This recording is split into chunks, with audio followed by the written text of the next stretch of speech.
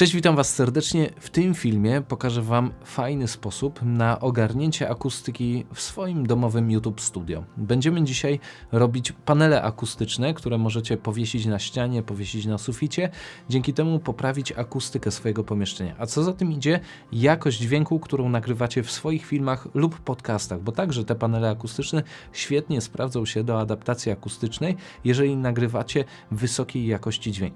I nieważne, czy używacie taniego mikrofonu, czy trochę droższego, adaptacja akustyczna to podstawa, od której powinniście wyjść, jeżeli chcecie uzyskać najlepszej jakości dźwięk.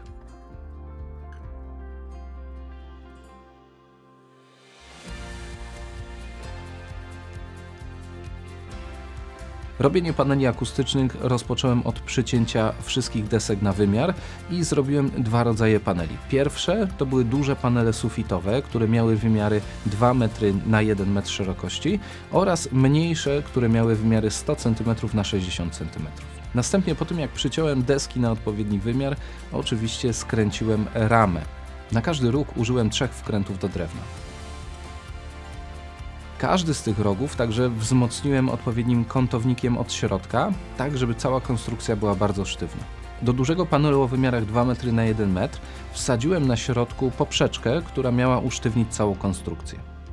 Z cienkiej listewki także zrobiłem kolejną poprzeczkę i po to, żeby ona nie była widoczna, w 2 ściankach oraz w listwie środkowej wyciąłem odpowiednie żłobienia, po to, żeby wyrównać tą listwę względem krawędzi. Na stole rozłożyłem materiał obiciowy, a następnie położyłem na nim ramę. Następnie używając takera przymocowałem jedną stronę materiału do dłuższego boku. Teraz trzeba mocno naprężyć materiał po to, żeby nie było żadnych widocznych zagięć i przymocować go do drugiego dłuższego boku. Bardzo pomocne w tym momencie okazały się klipsy montażowe, którymi chwytałem część materiału. Jeżeli miałem już w danym miejscu dobrze naprężony materiał, oczywiście używałem takera i przymocowywałem go na stałe do ramy.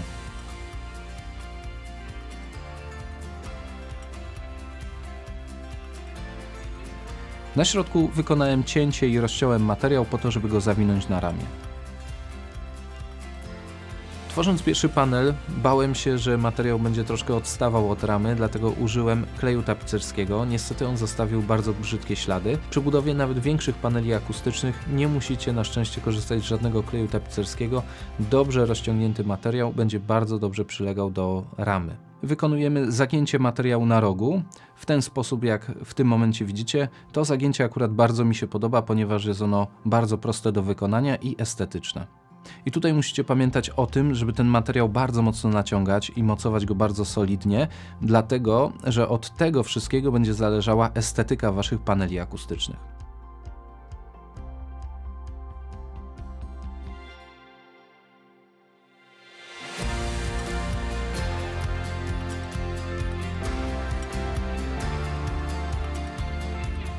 Umiejscowiłem 4 kątowniki 10 cm od krawędzi po to, żeby można było zamocować te panele na suficie. Po to, żeby ograniczyć pylenie wełny, użyłem dodatkowego drugiego materiału i był to stary materiał, który znalazłem w domu i jego również przyczepiłem zszywkami do ramy. Teraz czas na włożenie wełny. Oczywiście polecam Wam skorzystanie z rękawiczek, z maseczek, ponieważ wełna lubi pylić, niektóre osoby są na to uczulone. Do ramy włożyłem 2 duże panele wełny o wymiarach 100 cm na 60 cm, a następnie dociąłem i uzupełniłem brakujące części.